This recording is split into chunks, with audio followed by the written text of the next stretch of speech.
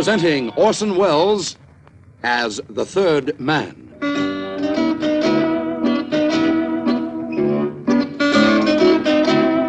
The Lives of Harry Lime.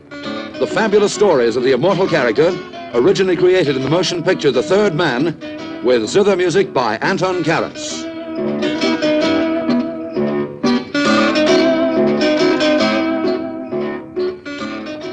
Now, Italy, my children, as you probably know, is shaped like a boot. Beneath the boot is Sicily, and that's where I was when our story begins, very much as though the boot had kicked me there, which is very much what happened.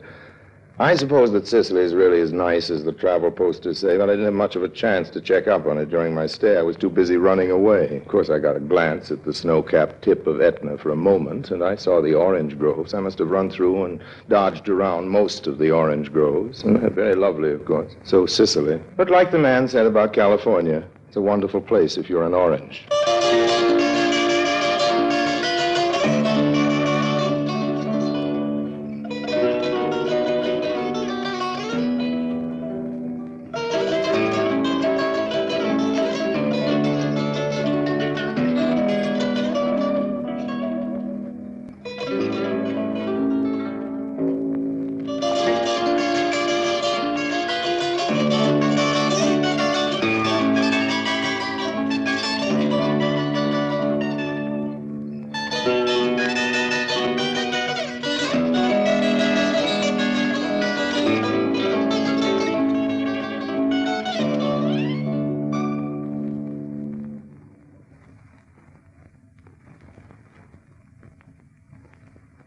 And now, Orson Welles in today's story, Two is Company.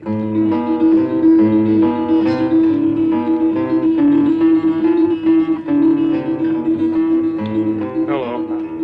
Hello. Can I buy you a drink? Why not? Bartender. Signore?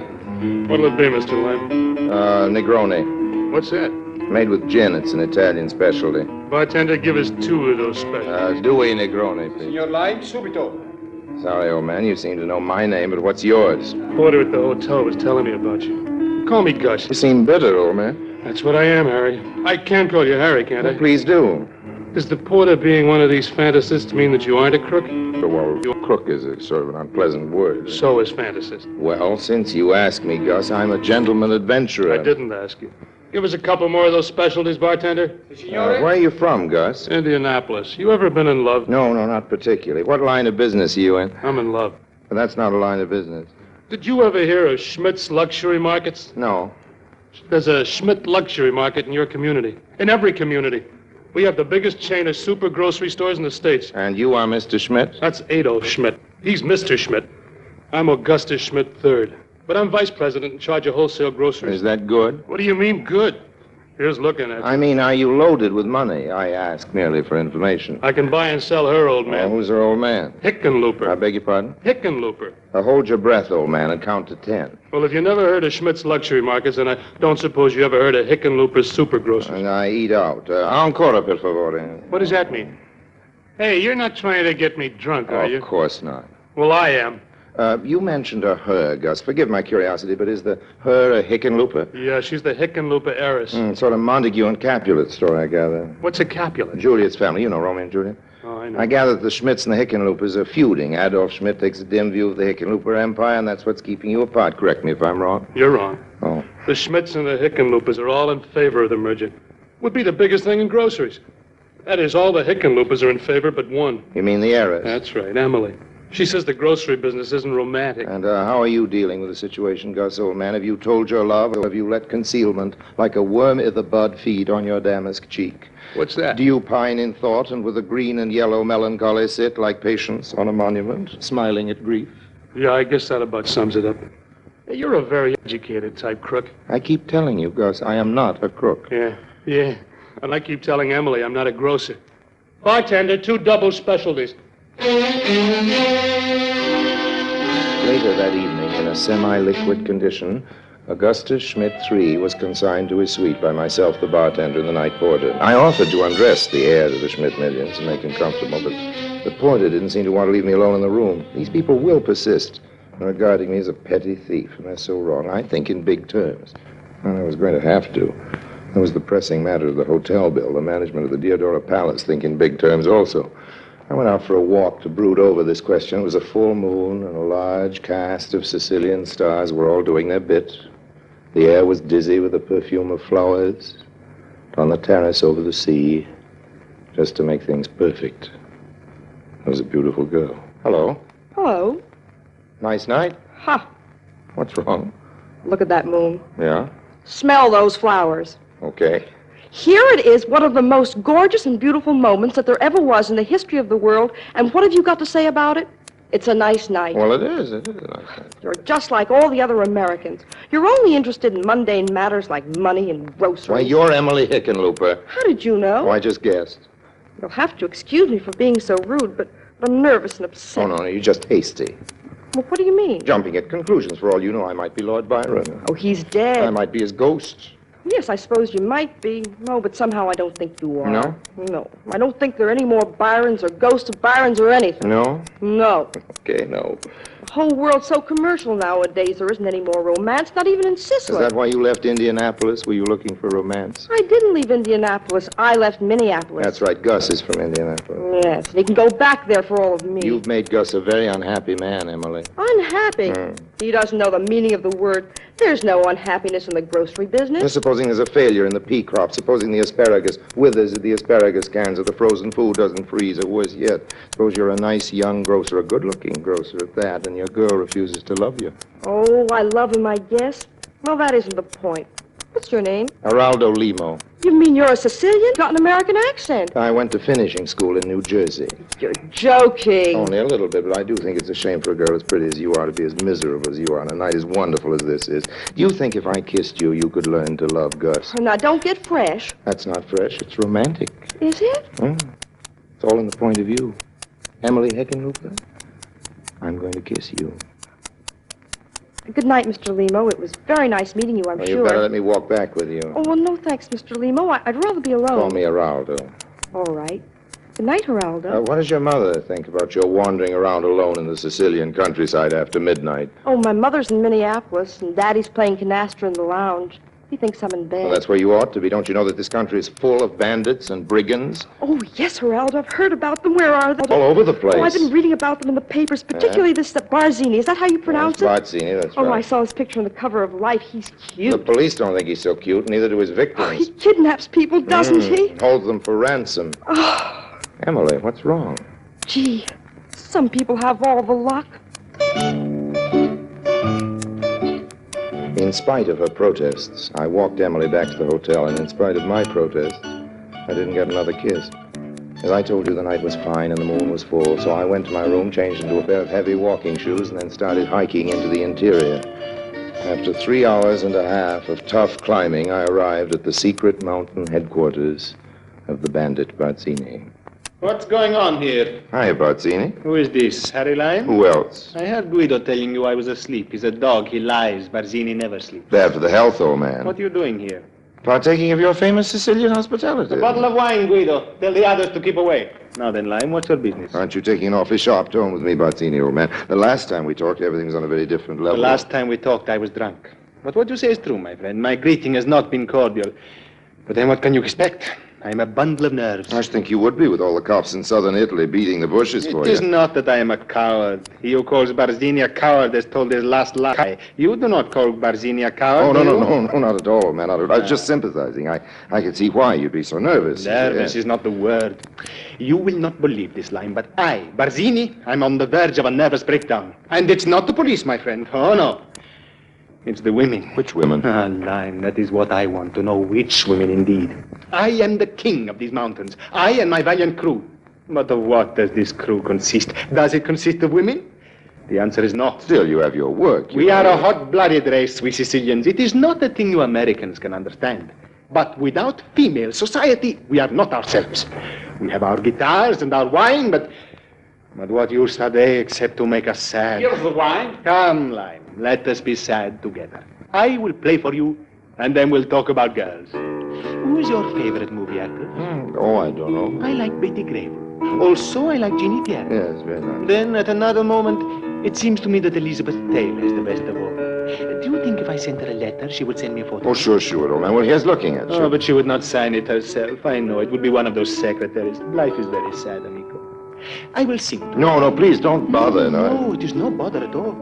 Well, it's, Nella notte scura, quando dormire non potei. You know something, Lime? I have a pair of binoculars. Well, that's nice. I took them from a rich pig of a Palermo candy merchant. They are very powerful, and occasionally when the visibility is good, I can stand on the crest of this mountain and see the girls bathing on the beach at Taormina. Do you like these bikinis, Lime, or do you prefer the one-piece suit? Well, it all depends. Me, I like the bikinis. You're very popular with the girls, Bazzini, since your picture got in the papers. Of course I'm popular with the girls, but also I'm popular with the police. This is a dog's life, amico. I will sing to you. Quando nella notte... Yeah, excuse me for interrupting. You do not like my singing? You have a lovely tenor voice, old man, but I want to make you a proposition. The Americans. Business. There's nothing else you can think This has to do with the girl. Yes? Yes, indeed. Yes? How do you stand on the matter of small, well-formed blondes with large blue eyes? Oh. What does that mean?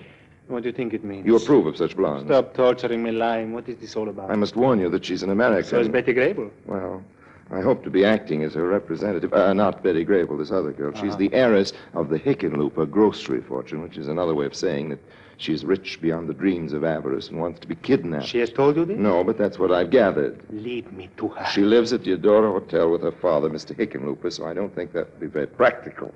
Besides, there's a cordon of police around the town. I laugh at the police. I will die happily fighting my way to her side. What is her name? I just told you, Hickenlooper. Now, there's the matter of the ransom. Waive the ransom. Money is no object. All right, then you just play your guitar, old man. I'll arrange everything. But just to keep the kidnapping on a professional basis, I'm going to have to hold out for my percentage. There you go again. Money. No, don't be unreasonable, old man. After all, you've got the brigand business. The Hickenloopers have their groceries, and I've got to live, don't I? We'll see about that. I beg your pardon? Bring me this blonde, and you will live, Senor Lime, to a nice old age.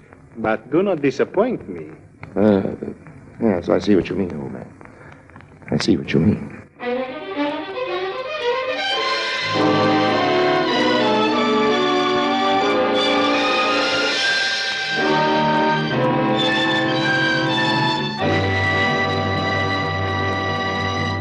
Orson Welles returns in just a moment as the third man.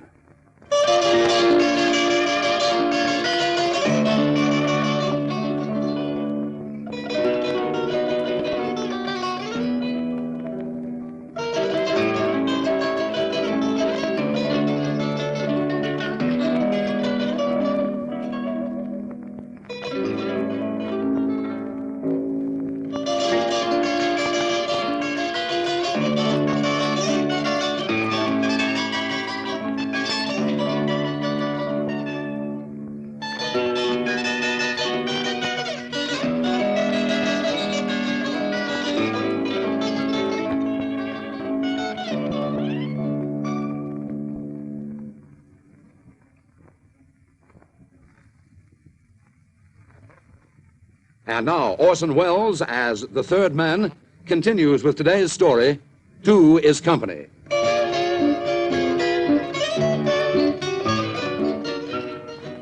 It was a long walk back to town, and the hot Sicilian sun was already in full charge of things when I got to the hotel. I was so tired that if the hall porter had pointed at me, I think I would have burst into tears. But I didn't give him a chance, there being that little question of the hotel bill.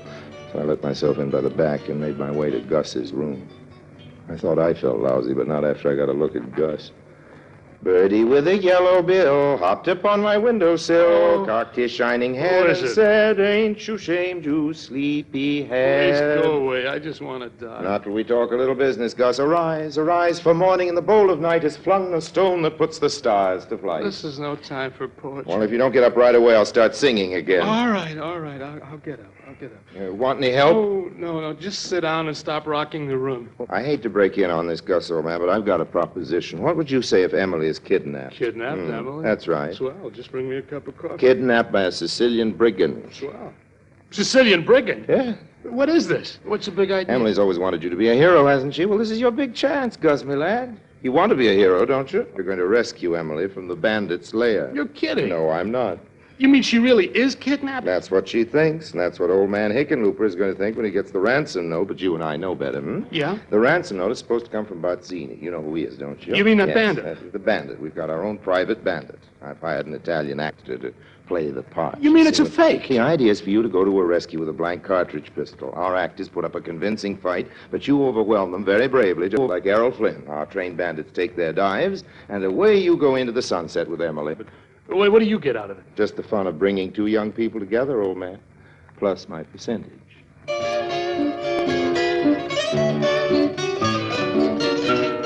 After I got Gus fully dressed, I gave him a toy pistol and a fountain pen. The fountain pen was to write me a check with, and the gun was to keep him company where he was going. I waited for him to get out of sight and for the check to dry. Then I knocked on Emily's door. Who is it? Geraldo Limo. Go away, Mr. Limo. I'm not dressed. But, Signorina, I insist. Oh, go away or I'll call the house detective. In Sicily, there aren't any house Well, then detectives. I'll start screaming. Save that for later, Emily. Please open up. This is a matter of life and death. You're just saying that. No, it's true. It's about Gus, Emily. He's in deadly peril. What kind of peril? Deadly. I mean, what's happened to him? He's been kidnapped. Please let me in, Emily. I can't stand here in the hall shouting about it. Everybody will hear. Well, stop shouting and wait a minute while I get dressed. Just put on a kimono, honey. There's no time to spare. Oh, all right. Oh, Geraldo, is it true? Yes. It seems he got drunk last He night. told me he was going Well, to. he made it. Can I come in? I suppose so. Thank you, darling. Geraldo, do you have to lock the door? Emily, you just don't understand about this country. You've heard of the mafia, haven't you? Yes. Well, their spies are Have everywhere. you gone to the police? No use. The police are in on it, too. I'm the only man you can trust. Take this. What is it? It's a fountain pen. What will that do? Well, you can't write a check without it. How much are they asking? How much is he worth? Oh, Geraldo, anything. Well, shall we say 10,000? All right. Oh, wait a minute till I get my checkbook. Let's say 15,000. Oh, here it is. Oh, what did you say, Geraldo? I said 20,000. It's a nice round sum. Yes, but just now. We don't want Bazzini to get angry, Emily, and you know what he does when he's angry. No, what does he do? It's not for woman's ears. But speaking of ears, Emily, you wouldn't like to get one of Gus's OD, wouldn't you? Gus's ear? Bazzini has a way What do of you cutting off an ear at the dotted line and sending it along to the folks at home. That's when he thinks the ransom money isn't enough. What do you want, Emily? Gus or Gus's ear? I want Gus. Well, then make it 25,000 payable to Harry Lime. Harry Lime? Well, who's he, Geraldo? Oh, just a man I know, a sort of go-between. But can we trust him? Harry Lime is the best friend I have in this world.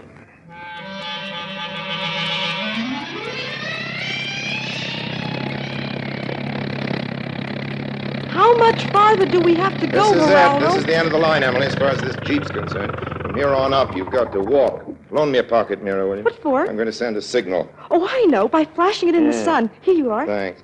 Geraldo.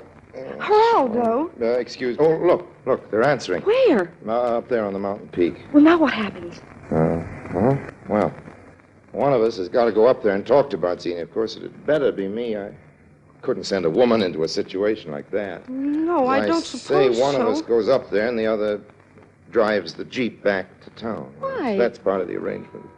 Of course, that road is awfully tricky. Yes, it In is. some places, the drop is over 2,000 feet. What's that? Oh, it's just a guitar. Just a guitar. Who's playing? Bazzini. He's a strange fellow, you know, very romantic. Looks like his pictures, too. Well, you better get going now. honey. Geraldo. Yes, Emily. Well, I don't know how to drive a Jeep. Not very well. That's okay. I can teach you a little bit. Well, you know what I think, Geraldo? I think on the whole it might be better if you drove the Jeep. And leave you alone with Bazzini. Emily, you don't know what these Sicilians are like. Particularly Bazzini. You go back into town, Geraldo. I think I can handle him. I drove the Jeep back by the other road, the easy way, and paid a call on Mr. Hickenlooper. I found him in the ocean trying to spear fish. When I told him that his daughter was kidnapped, he almost skewered me. Mr. Hickenlooper was the small, fat, excitable type, and it wasn't until I got the fish spear out of his hands that I managed to get the conversation on a civilized plane. Kidnapped my daughter in the hands of the bandits? I knew it. We should have stayed in Minneapolis. What do we do now? Well, first you better take off those goggles and get dressed. And then what? Then what? Then we talk to Bazzini. Who's he? Bazzini, the bandit. We've been all over this before, Mr. Hickenlooper. He's the one who's holding your daughter for ransom. Just lead me to him. That's all I ask. Just lead me to him. And then we'll see who's holding who and who pays.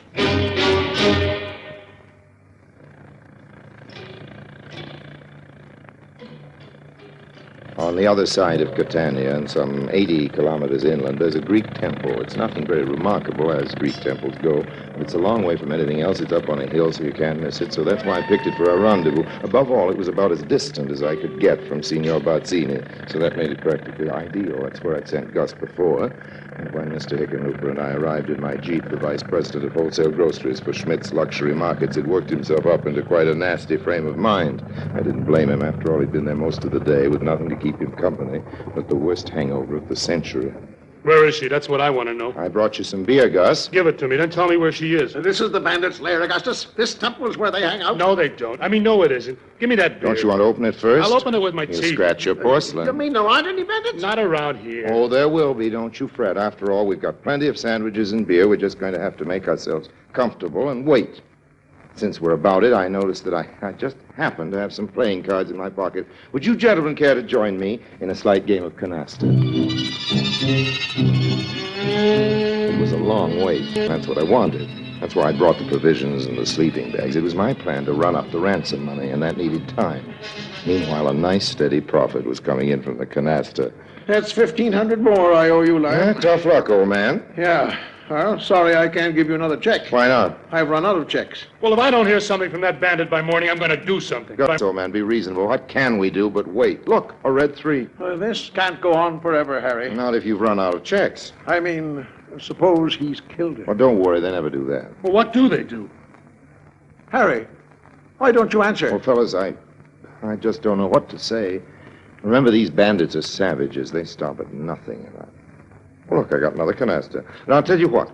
I'll go into Catania and try to make some connections with the mafia. Maybe if we send a little more money. I tell you, I haven't any more checks. What you have got some more money, old man. Lots of it. Now I think of it, it just happens I have some blank checks here in my pocket. Make out another for 10,000. I'll see what I can do. Oh, all right. Give me that fountain pen. 10,000, you say? Plus 1,500 for the last canasta. Hey! What's wrong, Augustus? There's a man over there. Where? In the shadows. Where? Here I am, Senor Lime. Look out, he's got a gun. Well, so have I. Stick him up, you. No, you don't, Gus. Not with that You pistol. have the drone, me, Not senor. with that pistol, Gus. Besides, I do not choose to try to shoot it out with you. That is not Barzini's way. Barzini. Then you're the bandit. That's right, Gus. He's the bandit. I'll put that gun away like a good You're boy. darn right I'll put it away. I'll throw it away. Now, Gus. You don't look much like a bandit to me, mister. Let's see how you like this. Oh, Gus! Emily! Gus, what have you done to him? He socked him in the kisser. That's what he done to him. Good work, my boy. Oh, it was nothing, really. Alfredo. Speak to me, Alfredo. You hear that? She calls him Alfredo. Of course I do. That's his name. Well, it's a very silly name. That's all I can say. What about Hickenlooper? A silly name for a silly A bandit. silly bandit. That's what I said, a silly bandit. Oh, I know, but there's no reason to hurt him. He had a gun, Emily. Oh, well, how could he be a bandit without a gun? You don't think he'd shoot anybody with it, do you? But he was holding you to ransom. Nonsense. He just wanted somebody to play his guitar to. Oh, Alfredo. See. Speak to me, Alfredo. No, thank you. It hurts to speak. I think I will just lie here for a while. Emily, I put it up to you squarely here and now, Emily. You're going to have to choose between us. What do you mean, choose? It's that man or me, Emily. Now, you're being silly. Emily, I think Gus has a right to know your intentions. Intentions? I intend to get married. That's my intention, and as soon as possible. But who to? Here, Alfredo, just let me put this under your head, and then you'll be more comfy. Oh, Gus, you are an idiot, aren't you? But at least you don't smell of garlic, and besides, I've always loved you. Gee, Emily. Gus. Well, all I want to know is, hey, Lime, where's he gone to? Harry? Oh, Harry. He seems to be running away. He'd better not slow up. Lucky the banks are closed. Come on, we've got to get into town and stop payment on some checks. Emily. Now, you just lie there, Alfredo. You'll be all right in a I while. just wanted to ask you something, Emily. Yes, Alfredo? When you get back to America, Emily, will you ask Betty Grable to send me a picture?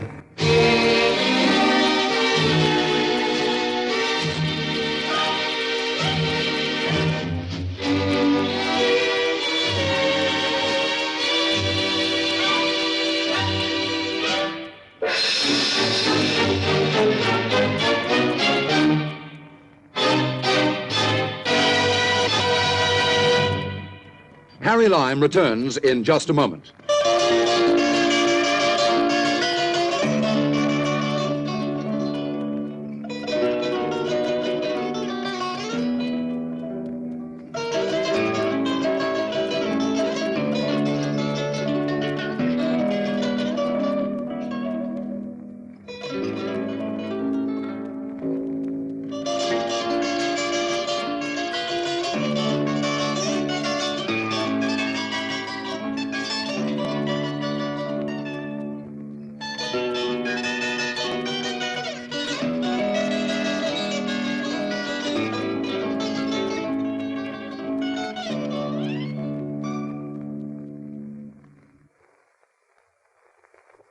And now, Harry Lime.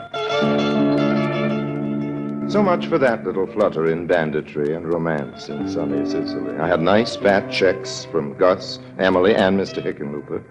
But a check isn't much use unless you can talk a bank into giving you money. I couldn't stop to talk. Should have taught me a lesson at that. In a love affair, I mean a real romance, two is company, and the third man is a crowd.